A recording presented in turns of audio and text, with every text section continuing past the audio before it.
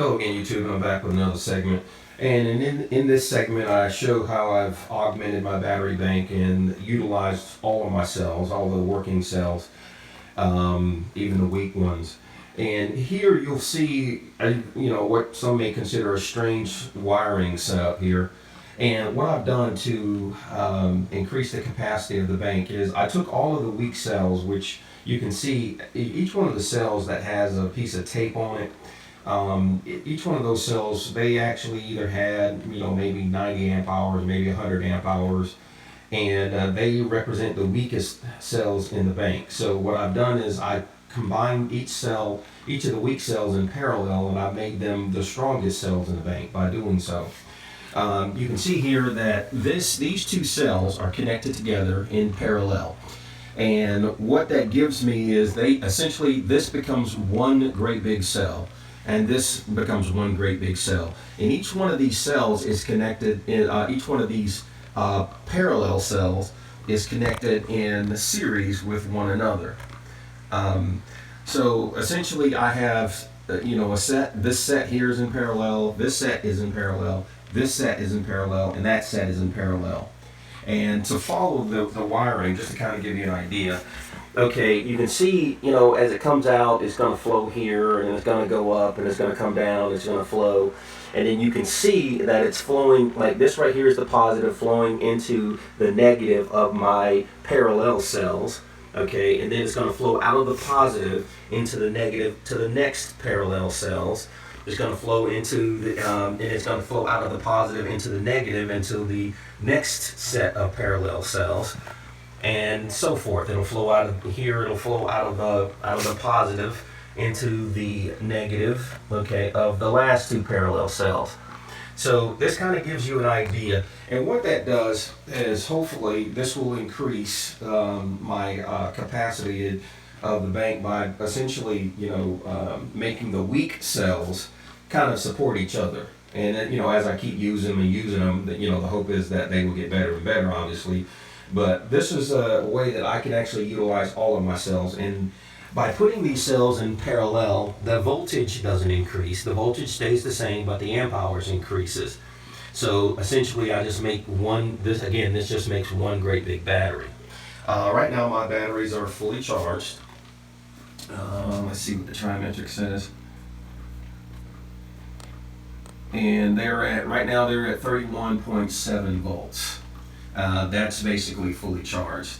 So I charged them, overnight, and we've been having some cloudy days, so I can't depend on solar at that point to charge them up. But at this point, I was still in the reconditioning phase. And so as you can see, what I'm going to do next is I'm going to run them down to see exactly what the amp hour capacity is, with the combined cells. And I'll find the weakest cell there, and I'm going to combine it with that additional cell that I had from my nickel iron bank. It's a 1.2 volt cell as well. And so I'll just basically combine it. I'll put that other last weak cell on the end, and I'll just combine those, and then I'll just continue on. So for all intents and purposes, even though I have this many batteries in my bank, essentially because each one of these two cells counts as one cell, I did not, from a voltage perspective, I did not increase the voltage of my battery bank. It remains the same. But anyway, YouTube, this is what I have going on so far. And for those folks out there with nickel iron or nickel cadmium cells that have weak cells, this is one idea that you can do. This idea was suggested to me by the individual that gave me the batteries, and just kind of put them in parallel. And I thought about it. I was like, well, maybe I'll wait. And then after waiting, and I thought about it again, I'm like, well, it makes sense. So I put them in parallel. I made me some connectors, and again, the wiring is very, very important. And just for those folks, just because I know I may get a couple of questions. Again, to wire things in parallel, you essentially wire the positive to the positive, the negative to the negative, and then Obviously, these are the two terminals, one here and one here in my case. This is the positive terminal for the big cell, and this is the negative terminal for the big cell. It could be either one. It could be that terminal or that terminal. The idea here is if you're gonna wire them in series with another battery, then obviously this negative must flow into the positive of the next big cell or small cell. And then after that, then that's basically it. You essentially, it's no different than if you took if these two terminals if they didn't exist and you just had two terminals in one big battery, you just wire it up the same way. So far, I mean, the fact that it holds a charge and they're doing very well so far, as far as holding a charge. Each cell, if you fully charge them, they'll get up to 1.60 or between 1.60 and 1.65 volts, and that's when you got a pretty decent cell.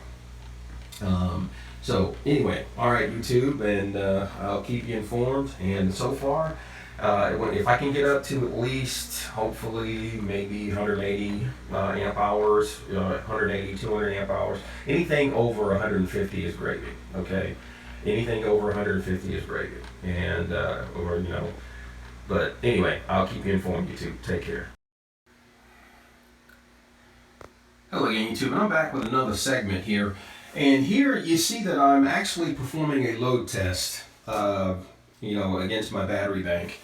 And right now, just to kind of give you some context of what's going on here, that my current battery voltage is 21.8 or 21.9. It's kind of fluctuating there, but if you look over here at my TriStar meter, it's 21.9, and that's reading actual from the battery bank. And so 21.8, 21.9, and I'm pulling a steady 28.6 amps from the battery bank. And right now I'm down to a 49% state of charge. And this is I've programmed the trimetric for 200 amp hours just to see, how much. So it's programmed for 200 amp hours, and you can kind of see that. I'll show you what the programming is. I'll kind of wait because I don't want it to reset.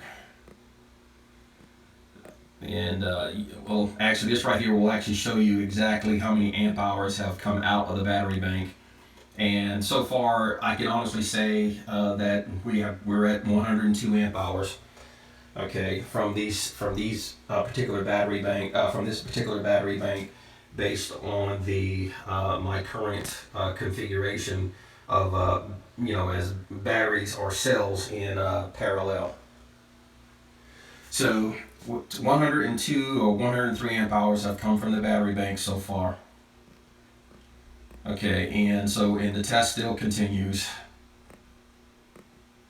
And so what we see here is I have my negative terminal, or my negative clamp from my jumper cables is connected to the right side of the shunt, and that's where I'm getting the readings from for the trimetric. And the positive is connected to the positive terminal at the cell itself, at the battery bank. And I'm actually feeding it into that power resistor at a steady, constant rate. So this right here will give me at least a very good reading as to where my battery bank stands. And right now at 21 at I don't know if you can see that, maybe it'll focus, 21.9, and at 49% state of charge. It so far so good. Now the low voltage cutoff that I have set is for my inverter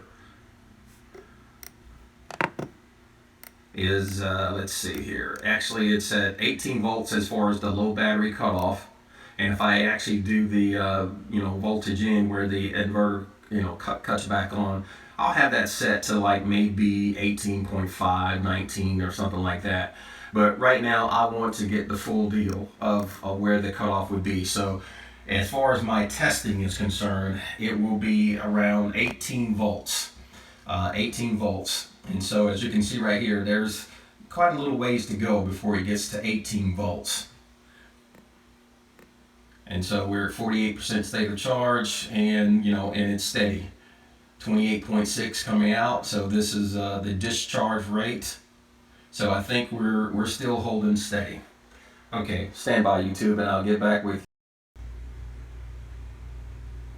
Okay, YouTube, I'm here to finish up this particular segment. And what I've come down to is right now the current voltage of my battery bank is 18.1 volts. And it's just 0.1 volt from the actual cutoff.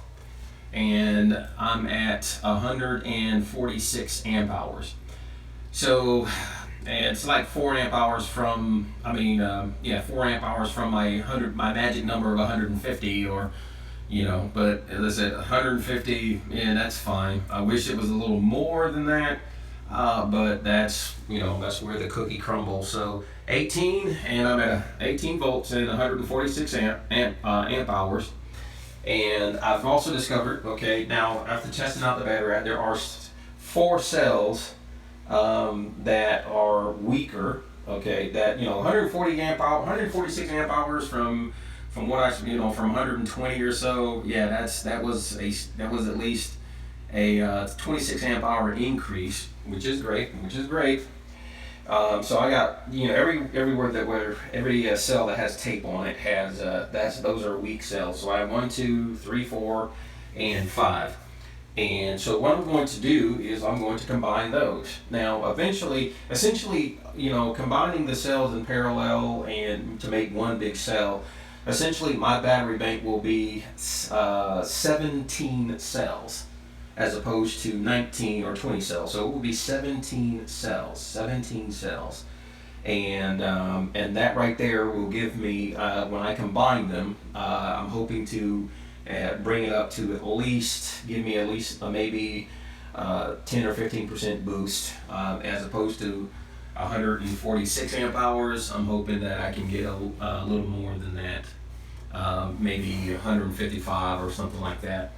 But anyway, this was a great test, and so with this, the parallel connections do work. They do increase the amp hours. And as you can see, I'm right at 18 volts. That's it. Cutoff. Done. 18 volts. And that is 147 amp hours.